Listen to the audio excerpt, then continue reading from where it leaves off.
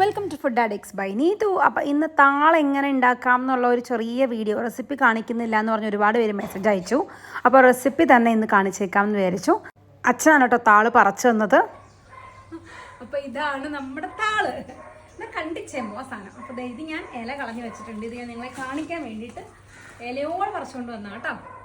കണ്ടോ, ഇത് നമ്മളിത് ഇങ്ങനെ ഒറ്റയിട്ട് നല്ല ഇത് വലിയ മീനൊക്കെ ഇല്ല, മീനെ കൊടുത്ത മീൻ അങ്ങനെയും കഴിച്ചു തീർക്കും. എൻ്റെ മോള് ഇതിൽ വെള്ളമൊക്കെ വെച്ച് കളിക്കാറുണ്ട്. എൻ്റെ മോള് പറയാം കേട്ടോ, അമ്മമ്മ ഉണ്ടല്ലോ കറി ഉണ്ടാക്കി തരണത് നമ്മൾ വെള്ളം വെച്ച് കളിക്കില്ലേ, ആ ഇലയൊക്കെ വെച്ചിട്ടാ അത്രേ. അപ്പോൾ ഇന്ന് ഇത് വെച്ചിട്ട് കുക്ക് ചെയ്ത് കാണിച്ചു തരാം. ഓക്കെ,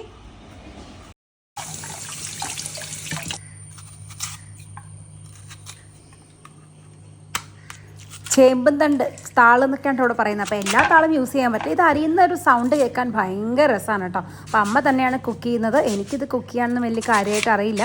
ഞാൻ ജസ്റ്റ് അടുത്ത് പോയി നിന്നേ ഉള്ളൂ. നല്ല രസമാണ് ഇത് കാണാനായിട്ട്. നമുക്ക് ആദ്യമൊന്നും ഭയങ്കര വലിയ പീസായിട്ടാണ് കട്ട് ചെയ്യുന്നത്, പക്ഷെ അല്ല ഉണ്ടാക്കി വരുമ്പോൾ ചുങ്ങി പോകും. അപ്പോൾ നമ്മൾ അതിന് വേണ്ട സാധനങ്ങളൊക്കെ എടുത്ത് വെച്ചിട്ടുണ്ട്. ഒരു കുറച്ച് വെളുത്തുള്ളി, ഇത്തിരി ഇഞ്ചി, പച്ചമുളക്, അങ്ങനെ എല്ലാം എടുത്ത് വെച്ചിട്ടുണ്ട്.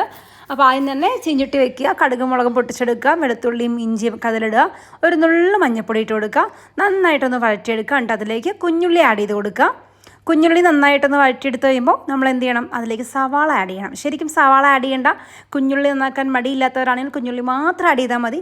നമുക്ക് മടി ആയതുകൊണ്ട് മാത്രം കുറച്ച് കുഞ്ഞുള്ളിയും ബാക്കി സവാളയും ഇടുന്നത്.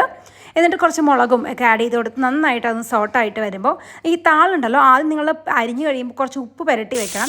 ഉപ്പ് പുരട്ടി വെച്ചിട്ട് നമ്മൾ പിണ്ടിയൊക്കെ ചെയ്യില്ല അതുപോലെ, എന്നിട്ട് അത് പിഴിഞ്ഞ് വേണം എടുക്കാൻ. അപ്പോൾ അതിൽ കുറേ വെള്ളം ഊർന്ന് പോകും. അപ്പോൾ അങ്ങനെ പിഴിഞ്ഞ് നമ്മുടെ സവാളയും ഉള്ളിയൊക്കെ വഴണ്ട് വരുമ്പോൾ അതിലേക്ക് താള് അരിഞ്ഞ് വെച്ചത് പിഴിഞ്ഞിടണം. കുറച്ച് വലിയ പീസായിട്ട് അരിയണം കേട്ടോ.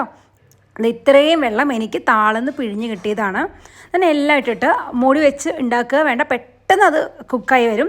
അപ്പോൾ തുറന്ന് വെച്ച് തന്നെ ജസ്റ്റ് ഒന്നിങ്ങനെ ഇളക്കി കൊടുത്താൽ മതി. അടച്ചൊക്കെ വെച്ച് അങ്ങനെ വീണ്ടും കുഴഞ്ഞ് പോകും. നല്ല ഹൈ ഫ്ലെയിമിൽ തന്നെ നന്നായിട്ടൊന്ന് പെട്ടെന്ന് തന്നെ ആ സോട്ടായി കിട്ടും. അവസാനം അത് ഒന്ന് വെന്തെന്ന് തോന്നുമ്പോൾ കുറച്ച് തേങ്ങയും കൂടെ വിതറിയിട്ട് സംഭവം റെഡി. നമ്മുടെ പീച്ചിങ്ങും ചുരക്കൊക്കെ ടേസ്റ്റാണ്.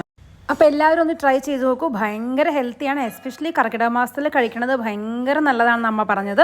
പിന്നെ ഭയങ്കര ടേസ്റ്റാണ്, നല്ലതിനേക്കാൾ കൂടുതൽ നല്ല ടേസ്റ്റാണ് അത് കൂട്ടി ഊണിക്കാൻ. ചൂടോടെ ഊണ് കഴിക്കണം. അപ്പോൾ ബൈ.